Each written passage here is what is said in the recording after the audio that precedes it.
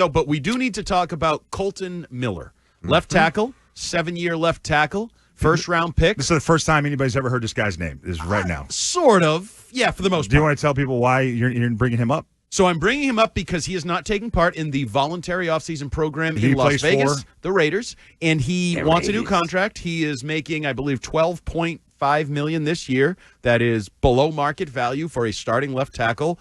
Who grades out very high, Andy. Well, he's 14th overall. I'm just telling you, isn't very high. 14 out of 141 tackles. You know what? Hold on. He instantly is a massive upgrade over anything you have. Oh, yeah, so would you be. So that's irrelevant. I look at it as 14th because I don't care about 114 tackles. I'm looking at 32 starting left tackles. It's the premier position, the left side. So he's an average tackle. He's not elite. He's not in that top 5, top 10 all-pro. But he's way better than what you got, and he would he's a professional, 29. So he's going to want a new contract. You can give him a contract, get 4 years out of him before he starts to really age out. Let's just say they swing a deal. We'll talk about compensation in a second. What would he look for like 96 probably? Probably, and I'd write the check right now. To be Can I done, carry it to his agent, please?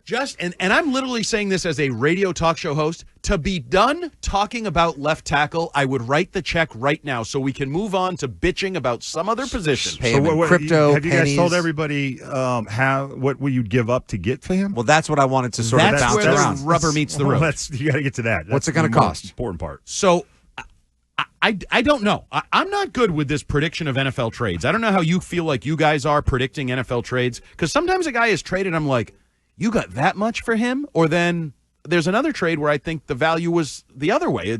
It's a tough world, and then you get into swaps. Like I've heard people talking about, could you swap 4 and 6, and Colton Miller would be involved in that trade with the Raiders and something else. How about just swap one of your 3s?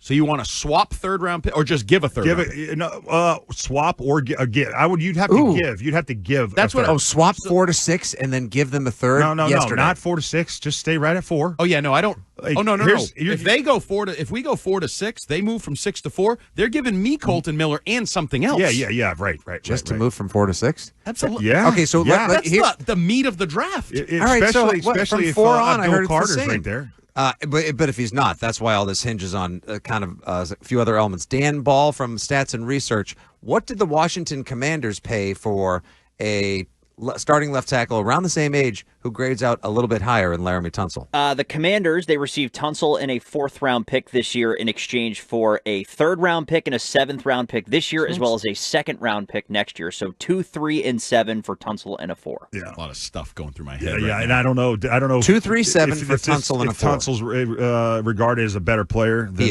is, but he's older, right? But how much? Right, 5-time. Pro older. Bowler? Thank you. Okay. But older. How old is Tunsil? Older. Like he's older. So I'm Same getting a age, 29. Oh, they're both 29? Yeah. Oh. You're probably giving a mid, like a third and a fifth, right? I would do it in a heartbeat like right now. Right now. Do it in a heartbeat because I'll pick him up. The thing that it allows you to do is now you can really do best player available, and you're getting 2 very good players. Like that's where. So the comparison of Will Campbell at 4 or Kolton Miller in a trade isn't really fair, because if I take Will Campbell, I'm not getting another player. There's no trade I have on the horizon for another player, right? But if I trade for Kolton Miller, now everything's available at 4. Why don't you tell everybody why the Raiders' left tackle is all of a sudden being talked about, though? Why? Well, he's not going to workouts. Okay, but he wants a new contract. Why the Raiders left tackle and not another disgruntled tackle on another team? Well, I don't know if there's others, but I think you're alluding to the fact that he was Josh McDaniels' left tackle. And Josh That's an McDaniels. important fact that people need to know. So our guy John Lyons, along those lines, dug up a McDaniels quote from 2022.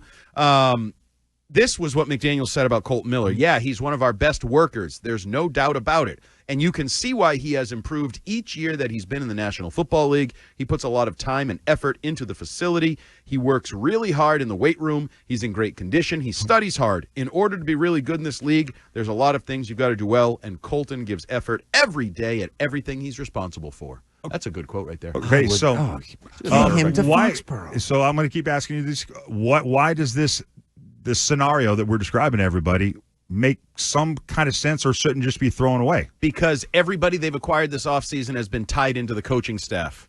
My man. And so Josh McDaniels says, Stephon Diggs. hey, we need a left tackle. I can tell you where there's a left tackle that I can vouch for. Yep. I can tell you he's really good. He works really hard. You're going to have to pay him, but, he'll fill our needs at left tackle.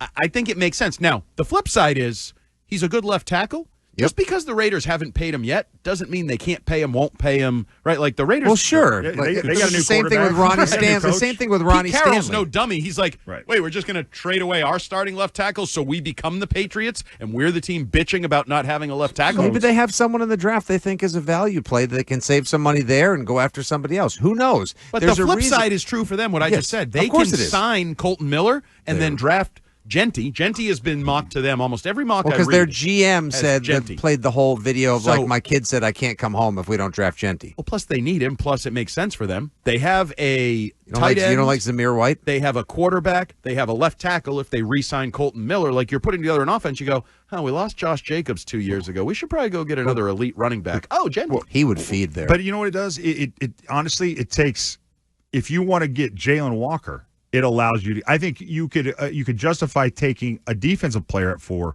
if you got your offensive tackle via trade before the draft started. I think one of your 2 third-rounders. Correct. I think you can justify taking anything if you want, including Ashton.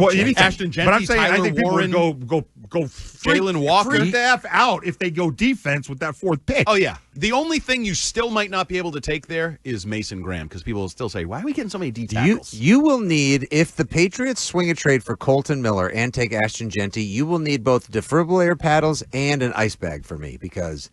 Have mercy. Well, and I do give you credit. Mercy. You have been on the, if it's not Will Campbell, a tackle might be available. You might find a tackle. Now, one came off the board this week because Tyron Smith did the whole ceremonial contract retirement. Damn. So that idea Jets of took another one. getting him to come here for a year and just play a half a season, whatever, that's off the board. But I like this one way better anyway. Tyron Smith is like a half a season, who knows, old.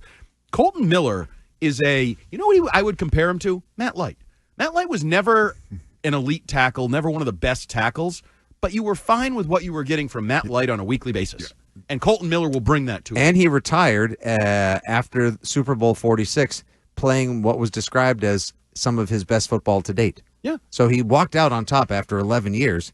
Kolton Miller, 7 years in. Who's to say you can't get 4 or 5 years out of this guy? And, Ted, dip back in the middle rounds. Maybe you get a Trapio or somebody else who could be a 3rd, 4th round tackle, end of day 2, early day 3 guy, have him start learning from Kolton Miller. There are so many best case scenarios that come from this. Should the Raiders just be like, there's something about him. We got to let him go. I doubt it. I'm with you. I think this is all a tease, and in like a day or so, we're going to see Kolton Miller signed a 4-year, $89 million extension in Las Vegas. But it's a plausible link to a player that is in a contract dispute where there's a coach on the staff that used to coach him. So it makes logical sense to be talking about this scenario. But also, if you're the Patriots, this is a decision that needs to be made in the next 7 days, 3 hours, 44 minutes. Like, your draft hinges on a deal. Like, is this a realistic option? The phone calls that Vrabel was talking about haven't come. Like, maybe this starts. If I'm with the Patriots, I'd say, hey, Vegas, you have until the day before the draft to decide whether or not you want. If you then we're not talking to you after that point in time. I would put a deadline on it. But if I'm the Patriots, I would be trying to get a deal done with this guy. So Mike Vrabel calls Tom Brady and says, "Hey, what are you doing with your left tackle? You want to trade him over here?" You know what? But you think it's not the easiest deal to get done because really to get him, you kind of want to already have a deal negotiated with him before you kind of trade for him. That takes time. Yeah. I don't think you want to trade for a guy if you don't know exactly what he's thinking as far as a new contract. But that's where I would fall back on the quote I just read from Josh. Like, does he have a feel for the kind of guy he is? Is this a guy that's going to arrive and then really try to put the screws to us? Yeah. Like, Josh, do you know him? He's not taking hometown discount. That's why he's in an issue with the Raiders. They've got the money to spend on him. That's fine. But I'm not doing a hometown discount. I'm offering him a legit 4-year, $100 million, whatever the number is. I'm not trying to screw the guy. I'm not like, because he, as I said, I got to think the Patriots feel the same way we do. If I'm the player, I want it in writing before the trade. Oh, sure. Okay. Sure. Although it doesn't always work that way. Remember when they acquired Randy Moss and they didn't have a new deal done and they had to redo the deal very quickly and there was like a whole... How about the parameters of a deal, Andy? Does that work for you? Okay. $100 million. Okay, very good. I would say $100 million is on the table. Colton, do you need more than that? Because I'm doubling your salary right out the gates on a 4-year extension. Yes, Dan Ball. There are 11 left tackles in football that make $20 million or more. So that's probably the family that you're looking for. So if I get him north of $20 million, get him closer to maybe $25 million, he should be receptive. 25 would tie him with Laramie Tunsil for the third highest in terms of average annual value. That's what I would go for if I'm him. Why not? Yeah. Like, if I'm the Patriots, I have all this money, I have all this cap space. Don't dink around. Like, don't try to play any games. Like, this feels like this could be...